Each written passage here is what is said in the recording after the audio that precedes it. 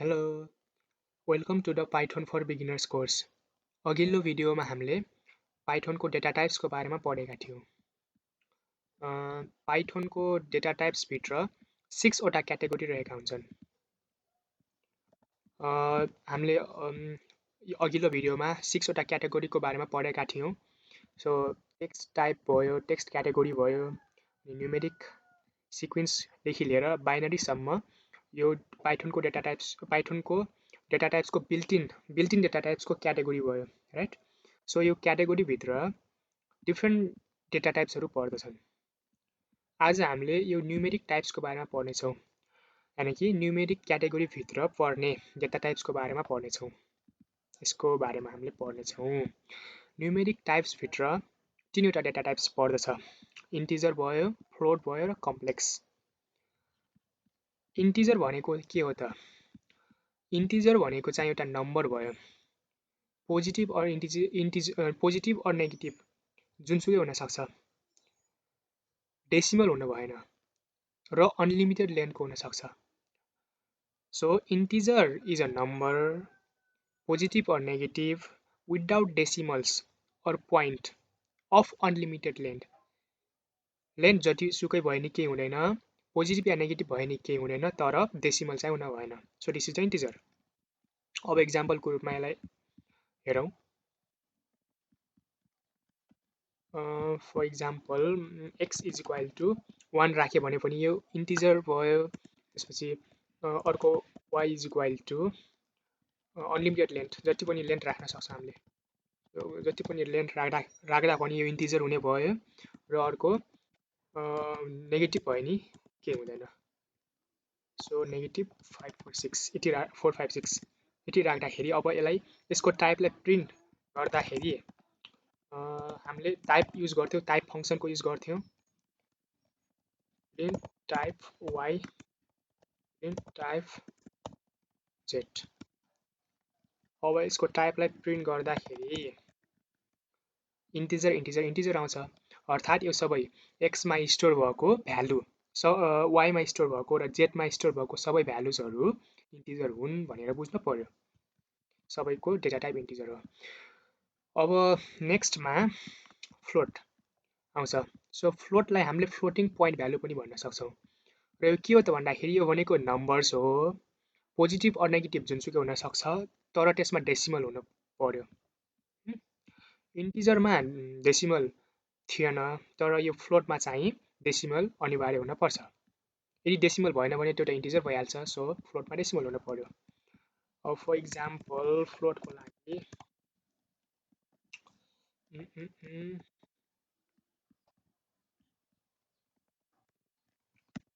x is equal to 1.10, y is equal to 1.0, z is equal to -5.67। अब सबैको टाइपलाई print गर्दाखेरि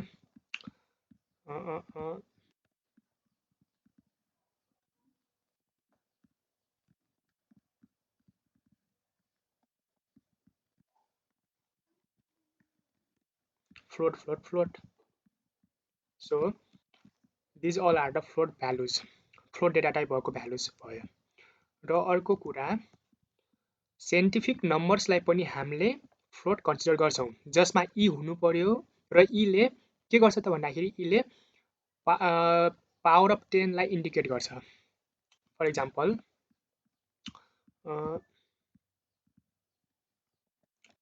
मैले एक्स भ्यारिएबलमा एउटा भ्यालु असाइन गरेँ 2 अनि ई को पावर E10 हो। 2 E10 भनेको चाहिँ के हो त भन्दाखेरि 2 को पावर 10, ओके। 2 को पावर 10 लाई हामीले 2 E10 भन्छौँ। पावर अफ 10 लाई इन्डिकेट गर्छ ईले। y is equal to -4 E19। अब यसको टाइपलाई प्रिन्ट गर्दाखेरि फ्लोट दिन्छ। सो यो पनि यसलाई पनि हामीले फ्लोट कन्सिडर गर्छौँ, ओके। नाउ नेक्स्ट भनेको कम्प्लेक्स नम्बर पर्छ। Complex numbers are written with j as the imaginary part complex नम्बरमा जे हुनपर्छ for example let's comment this and complex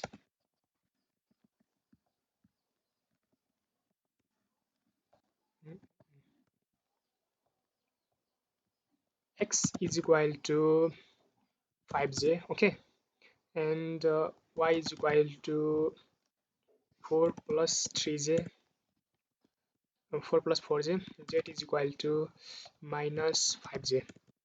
अब सबैको टाइपलाई प्रिन्ट गर्दाखेरि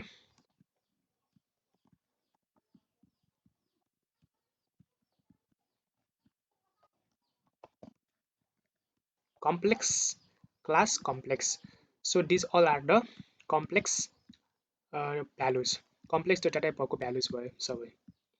सो नम्बर्स यानि कि न्युमेरिक क्याटेगोरीभित्र इन्ट फ्लोट र कम्प्लेक्स पर्दछ. अब नेक्स्टमा हामीले टाइप कन्भर्जनको बारेमा सिक्नेछौँ.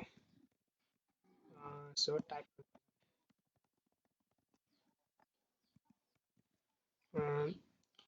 कुनै पनि इन्टिजर भ्यालुलाई टाइप कन्भर्जन भनेको के हो त भन्दाखेरि कुनै पनि भ्यालुजलाई हामीले अर्को डेटा टाइपमा कन्भर्ट गर्न सक्छौँ, त्यसलाई हामीले टाइप कन्भर्जन भन्छौँ. जस्तै हामीले इन्टिजरलाई फ्लोटमा कन्भर्ट गर्न सक्छौँ र फ्लोटलाई इन्टिजरमा कन्भर्ट गर्न सक्छौँ.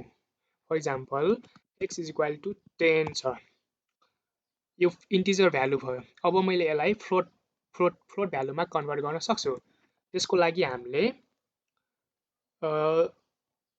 y इज इक्वल टु मैले त्यो भ्यालुलाई y भ्यारिएबलमा असाइन गरिरहेको छु भने y इज इक्वल टु अनि यहाँ अब यो एक्समा भएको यो भ्यालुलाई मैले फ्लोटमा कन्भर्ट गर्न गइरहेको छु. सो फ्लोट लेख्नु पर्यो यहाँ सुरुमा, ओके, फ्लोट अनि त्यसपछि एक्स लेख्नु पर्यो किनभने एक्समा भएको भ्यालुलाई मैले फ्लोटमा कन्भर्ट गर्न गइरहेको छु. सो फ्लोट राख्न पर्यो, जुनमा कन्भर्ट गर्न पर्ने हो त्यो राख्न पर्यो, ओके.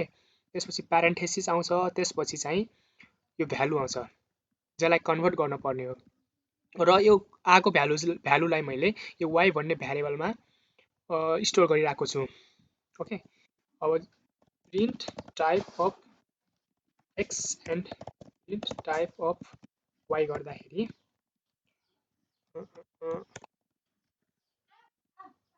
इन्टिजर प्रिन्ट भयो र फ्लोट प्रिन्ट भयो. अर्थात् सुरुको जुन x इक्वल टु 10 छ त्यो इन्टिजर हो, ओके. अनि त्यसपछि हामीले यसलाई फ्लोटमा कन्भर्ट गरिसकेका छौँ र त्यसलाई हामीले y भ्यारिएबलमा असाइन गऱ्यौँ र त्यो y को टाइपलाई प्रिन्ट गर्दाखेरि हाम्रो फ्लोट प्रिन्ट भयो. सो यसरी हामीले टाइप कन्भर्जन गर्न सक्छौँ. अब जस्तै num1 इज इक्वल टु 4.5, यो फ्लोटिङ पोइन्ट भ्यालु भयो, फ्लोट भ्यालु भयो. अब मैले यसलाई इन्टिजरमा कन्भर्ट गर्न सक्छु. सो इन्टिजरमा कन्भर्ट गर्नको लागि मैले कुनै एउटा भ्यारिएबल बनाएँ र त्यसमा मैले इन्ट अनि num1 राखेँ. अब इन्टमा कन्भर्ट गरिराखेका छौँ, सो इन्ट राख्न पर्यो सुरुमा, अनि त्यसपछि कसलाई कन्भर्ट गर्नुपर्ने हो, यो num1लाई कन्भर्ट गर्नुपर्ने हो, सो num1 राख्न पर्यो र आएको भ्यालुलाई मैले यो num2मा स्टोर गरिरहेको छु. सो अब टाइप प्रिन्ट गर्दाखेरि type num1 type num2, okay. अब मैले भ्यालु पनि प्रिन्ट गरिरहेको छु. So print num1 print num2.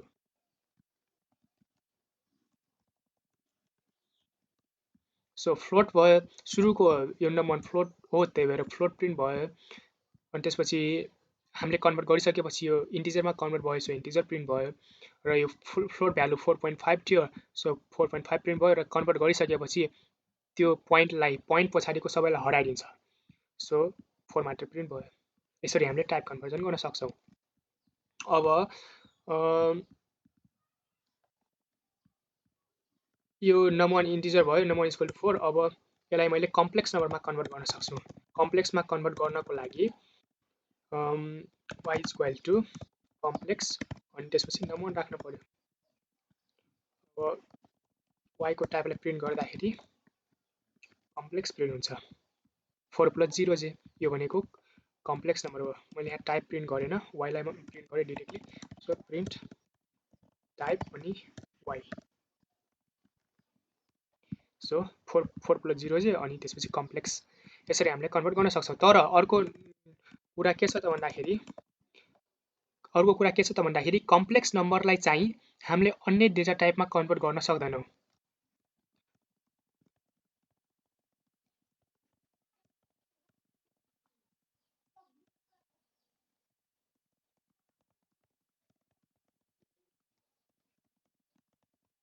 We cannot convert complex data type into another data type. अरू डेटा टाइपबाट हामीले कम्प्लेक्समा कन्भर्ट गर्न सक्छौँ तर कम्प्लेक्सबाट अरू डेटा टाइपमा कन्भर्ट गर्न सक्दैनौँ। So these are the type conversion. हामीले डिरेक्टली पनि गर्न सक्छौँ। फर इक्जाम्पल यहाँ वाइमा स्टोर नगरिकन डिरेक्टली प्रिन्ट कम्प्लेक्स नम्बर गर्दाखेरि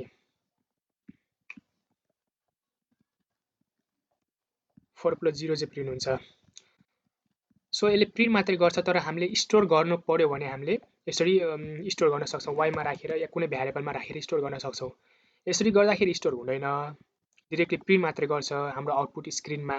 तर स्टोर गर्नु पर्यो भने कुनै भ्यारिएबलमा भ्यारिएबल बनाएर त्यसमा स्टोर गर्न सक्छौँ। सो यसरी हामीले टाइप कन्भर्जन गर्न सक्छौँ। नेक्स्ट भिडियोमा हामीले अरू डेटा टाइप्सको बारेमा पढ्नेछौँ। So see you in the next video. Thank you for watching. Bye bye.